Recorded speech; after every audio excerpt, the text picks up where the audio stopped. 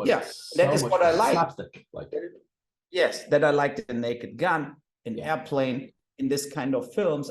And right now we have it really only in animation with South Park or a Family Guy, you know, or American Dad. So you have this kind of, you go beyond the, let's say, what the people would expect. Oh, that is too sharp. You go way beyond it.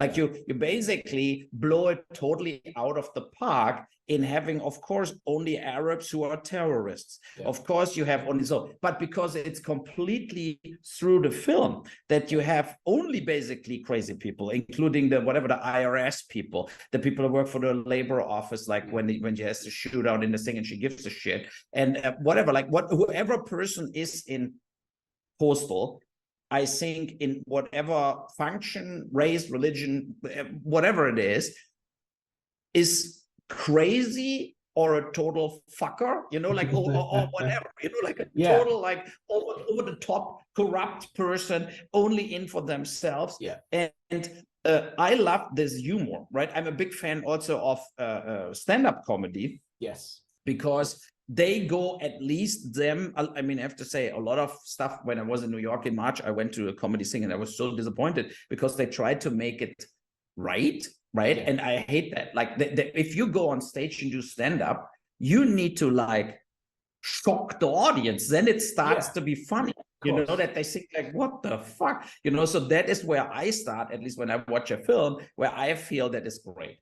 And I think comedy is the genre what was hit the most with the cancel culture, woke kind of situation, you know, because now everybody is scared to go over the top and get like, oh, the people have no humor and they just think you meant it all serious and you're a total racist, you know. So and I think it's sad because you need, in art in general, you need like total freedom.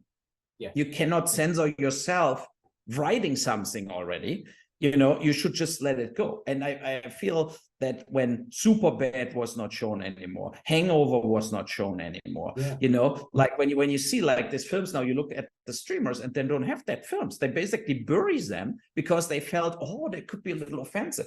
And especially, I mean, you grew up with it, and I enjoyed it when I was already like almost 40. But that comedies, I love that comedies. Yeah, Something's Wrong About Mary, Hangover, Superbad. You know, this kind of American Pie. They were funny, and they were funny because they got under the belt. They didn't try to be PG, you know. So and I think for comedy that is so important to have this kind of films. That is really the genre what suffered the most. Yeah, and you're right. The cancel culture is kind of, it's nearly predatory. You know, if anyone's toe steps over that little line, or you know, it's nearly fake offense just to make a point that, you know, oh, that could be offensive. So I've decided I'm offended. But but then it's shit. And it's not funny. Like if you know, if you don't, let's use in Postal the scene where the black cop shoots the Chinese driver, right? So I love that scene. Of course, if you bring that scene now, everybody would say, "Oh, I cannot believe it." You can't do that. Yeah, I know. But of course, the funny thing was that it was a Chinese female driver, you know, because there is a truth to it that they are very bad to the car drivers, and that is the thing what makes it funny, because you immediately feel I would shoot her too, you know, like that. Well, stuck at the lights for sure. Yeah, stuck at the lights for that long. We've all thought about it. Yeah, you know, and that is the thing what I'm very proud of Postal, and it's. Yeah, I mean, the video game guys, they told me they want money basically for Postal 2, and I felt I supported with my film Postal a lot, you know, and I shouldn't pay a license fee because now it's very important to put the money on the screen. And that was for me a knockouter. You know, I said, I'm not paying you guys. I mean, you're it's promoting like them. They're not helping you. Yeah. No, you know, and I felt like I feel we need to see that as a corp, like we work together because I'm a character in the game, and Postal 3, I think I was, they could use my character for free. So I felt like we supporting each other, and that was disappointing for me. So Vince Desi, if you hear this show, give rights to do Postal 2, because I think the world needs Postal 2, to let go a little. Yeah. To have a laugh. Yes. And the thing is, like, I mean, right now, look at that huge success of that film, The Sound of Freedom, right? So it was $85 million box office, about the pedophiles, whatever. I don't know if the film is good or not, but it showed a genre film about a subject matter where, like, child porn or whatever, or child trade. What hit a mark? People feel something about it, right? So, and people went to see it even without the big advertising campaign. And I think Postal 2, in a totally different way, would also hit that. Yeah. I would think for Postal 2, people would go to the movie theater to watch it if the trailer is showing, yes, they do it like in Postal 1. They don't care what the repercussions are, or if hundreds of people want to cancel the film, right? I think it has a big crowd who is hungry for this kind of content, and goes to the movies and says, like, I give a shit, I want to see that film now because it's funny. So, that would be my plan if I would ever do a Postal 2. So that's your next film. We've confirmed it. I hope. I would love it. I would love it. To do a Postal 2. I have other films in development. I made Wesley Snipes an offer on a film, Salem Watts, what would be his John Wick, basically. So It's like a similar thing. I felt Wesley Snipes should come back as a real action star he was. Yes. He plays now Blade more like trilogy, side plays and dramas. I don't know why. I think I want to bring him back in an action film. And then I have a film I want to shoot in South Africa, Kingmaker, where I'm looking also for the main actor. What is now with the strike all on hold? Nobody reads scripts right now. You cannot make an offer. So, but that is a guy. So basically, his family gets kidnapped. He has to kill 5 people in 12 hours, or his family is dead. It's a little like what we know with Liam Neeson or whatsoever, right? This kind of films, but it plays in Africa, in a very, let's say, exotic environment where he also has no support because he's American. So he has nobody there to help him. So he has to figure it out on his own. And then he gets chased, of course, by the law enforcement, everybody, as soon the first person is dead. So it's a crazy action film, a little like Crank in a way. Like we stay on him the whole time, and we just don't know. With him together, we have to find out why that 5 people, right? So, and everybody he confronts, they have no clue. They're like, don't kill me, like let's figure it out. And so, but he's pinned like on the phone, though, so he has to. And I love this kind of films where you have this a clear, straightforward path, And I like also if films are 100 minutes long, and not 2.5 hours. There's no need. A lot of times, there's absolutely no need for these big juggernauts, and it's just empty space in the middle a lot of the time. Yeah, absolutely. And I hate that in all that event film, like Avengers, 2 hours 40 minutes. I mean, I barely can do that 110 minutes, and they're all so long. And where are the 100-minute films? So I like it to be like in the movie theater, in and out in 2 hours, and not like sitting there for 3 hours. It's like horrible. That's your day gone. Absolutely. So I wanted to ask you about something I saw in the documentary. It's not something I'm overly familiar with, but I wanted to check because it sounds genius to me. On the set of Blood Rain Third Reich, you were using the set and using all the costumes and all the things to make a party film, Blubberella, at the same time. Is that true? And if it is true, why is everyone not doing that? Or you should at least copyright that, because that is brilliant. Yeah, it's true. And brilliant. I brought Lindsay Hollister from Postal because she was so hilarious in the job interview scene that I felt like, let's have her as an overweight Blood Rain. And it was, I think it worked out and it didn't work out, because we didn't have enough time really to focus on the comedy also. So it was really 90-10. And Lindsay was waiting in her trailer in her costume to go to set when we were done with the Blood Rain scenes, and then she came in. And I convinced all the other actors to do the comedy version too. They had a blast actually doing it. But there were days that were so tight, they were so stressful then to do. And then you do the comedy version where everybody is over it, right? So it's like this kind of like, oh God, now we have to do the stuff, the funny stuff. But I think it was worth a try. And the film would ended up better as it is if I would just added a few more days to the shooting schedule. Yeah, this is Barbarella now, yeah. It's a bit short. Yeah, makes sense. But I like when you think back, you're looking at the National Lampoon stuff, and you know all those kind of Scary Movie, all those kind of parody films, Not Another Teen Movie, all that stuff. It's amazing that it'd be great that the similar idea with all that sort of access to the same set, same costume, same actors. I mean, you should copyright it. You could make a fortune. Go on Dragon's Den or something and make yourself a fortune with that idea, because yeah, absolutely stellar. So last thing I want to talk about is your upcoming. So First Shift.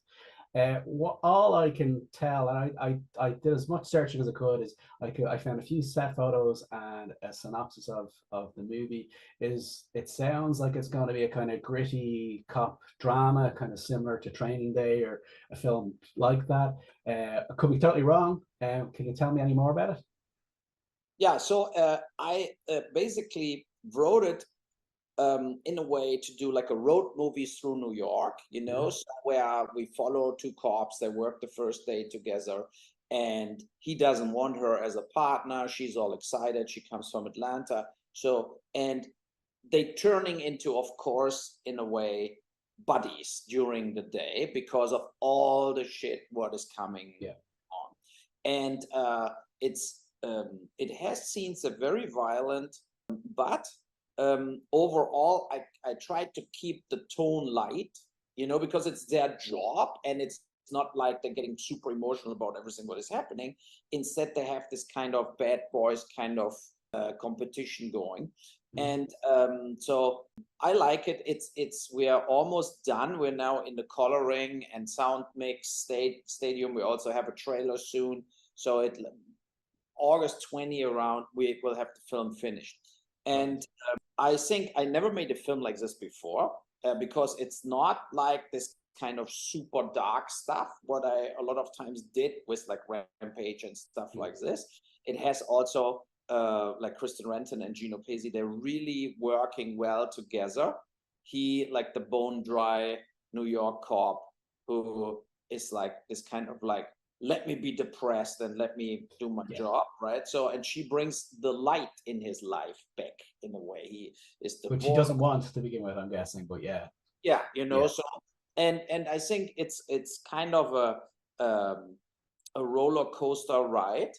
I hope the people will like it. I'm a big fan of cop films in general, and I shot in New York scenes from Assault on Wall Street and Alone in the Dark 2 parts we shot there. I shot an advertising spot in New York, but I never shot a full film in New York. And I always wanted to do it. And now I know why I never shot a whole film. Because, it's very hard, right? So it's this kind of, the town is so big and it's so much traffic jam and everything is a big hustle. It's just like very hard to keep the logistic going, especially if you drive and you have a camera car and you have the police car and you have a van following, and I'm sitting in the van. So a lot of car driving happens in Manhattan, in Queens, in Brooklyn.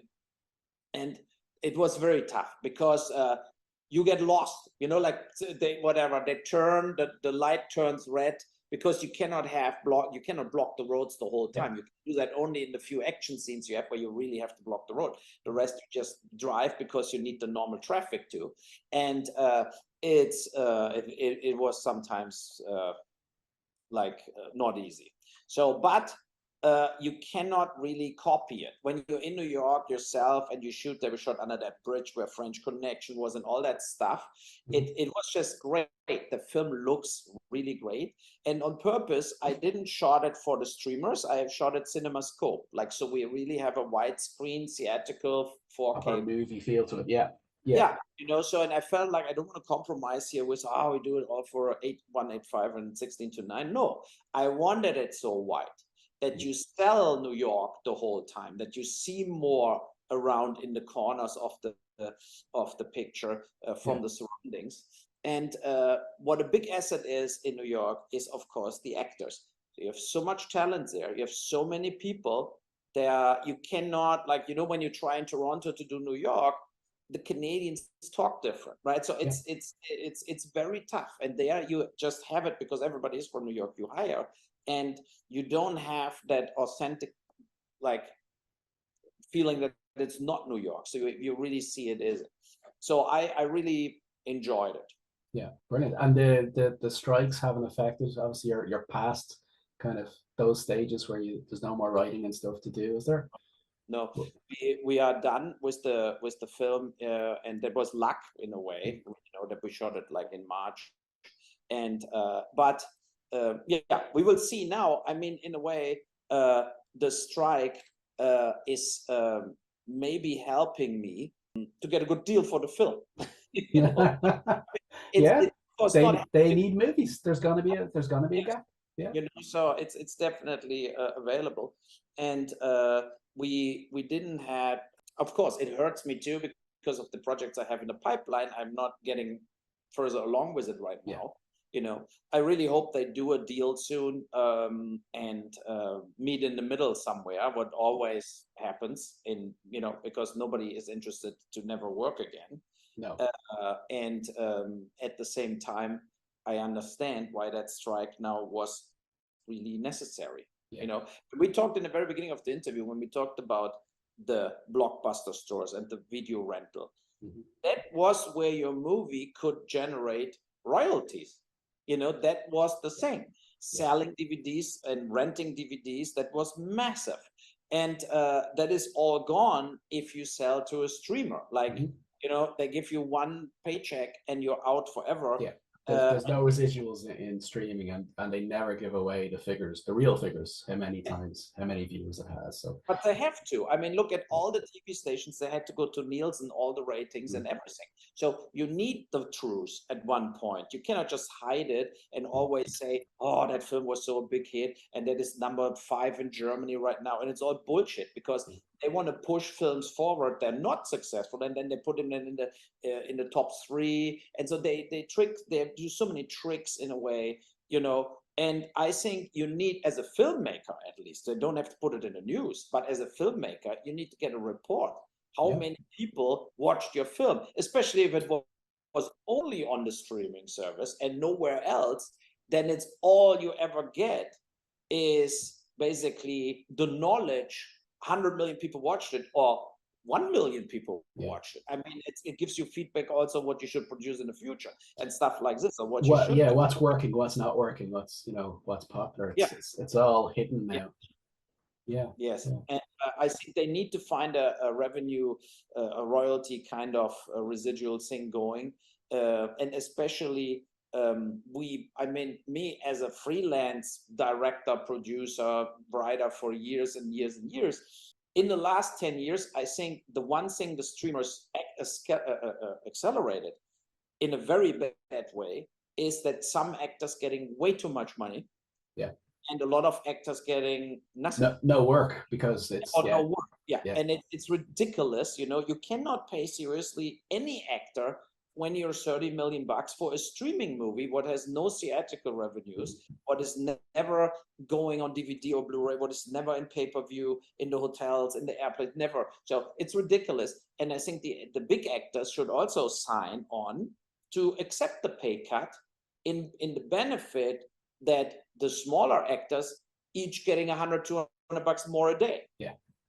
You know, so that is the thing. And then the CEOs and whatever, the Ted Sarandos of this world, they should also accept the pay cut. You know, not everybody, like so many people, when you look at the business news, they're reporting billions of debt and losses, and every year they getting 50 million bonus, 60 million bonus. It's like the soccer players. It's just ridiculous. Like in earlier years, people had to play 10 years good soccer or good football or whatever to be rich enough to retire. Now it's one season and you're done forever. You never have to play ball again. Yeah. And then how are you motivated then, when it's silly money? Yeah. And I think that I mean, it's the society's tendency, the rich getting richer, right? So it's now for years and years, and I think it's unfair. You need to make sure that the working class or the middle class survives, and that is not really visible in a lot of businesses, I feel.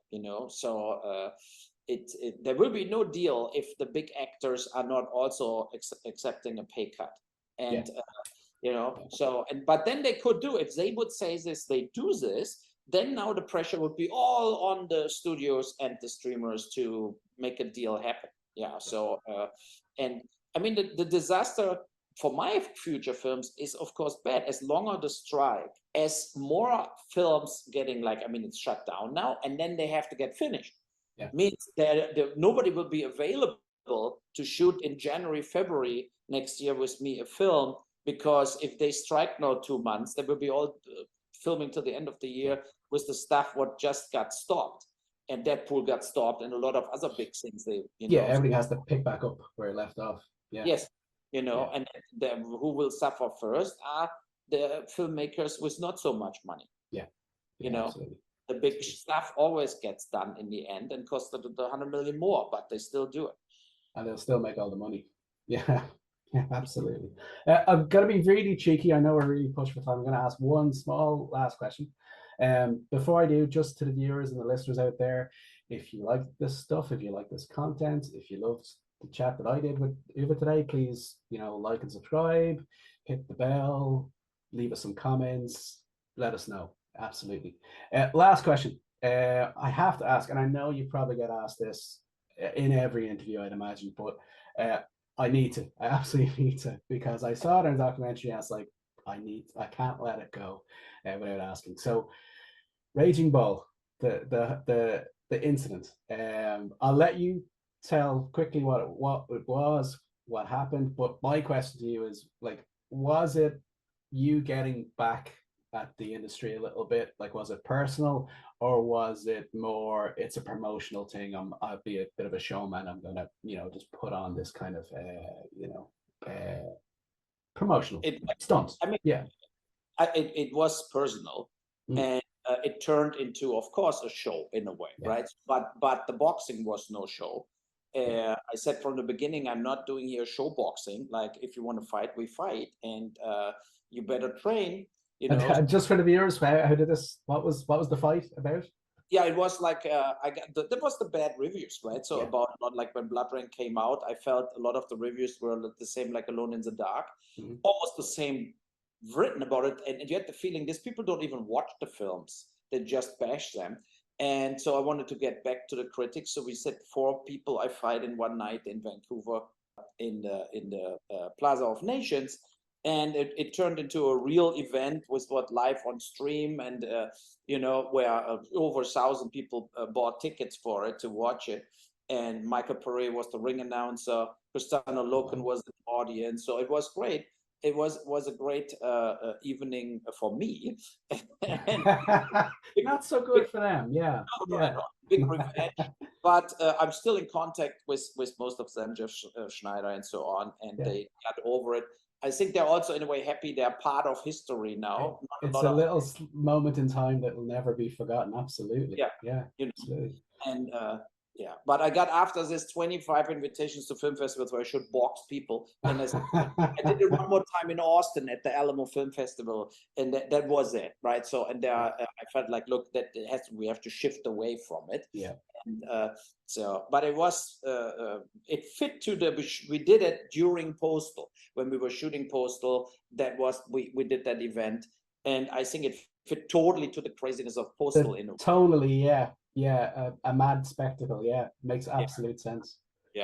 But why not, right? So I feel you live only once, and just go for it. and you know, and try to make the best out of it. And I always try this. Well, fair play to you. 4 against 1 is no mean feat, even if you are a boxer. No, absolutely. It's been an absolute pleasure. Thank you so much for today, Eva. It's been amazing talking to you. I hope your new film is ultra successful. I hope we see more video game adaptations. I'd love to see Nicolas Cage and Grand Theft Auto. There's an idea for you.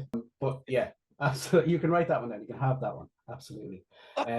But thank you very much. And on behalf of Insider Gaming, thank you so much for sharing all your knowledge today. It's been wonderful. Thank you. Yeah. Send me the links. I will post it everywhere too. Absolutely. Brilliant. Thank you so much. Cheers.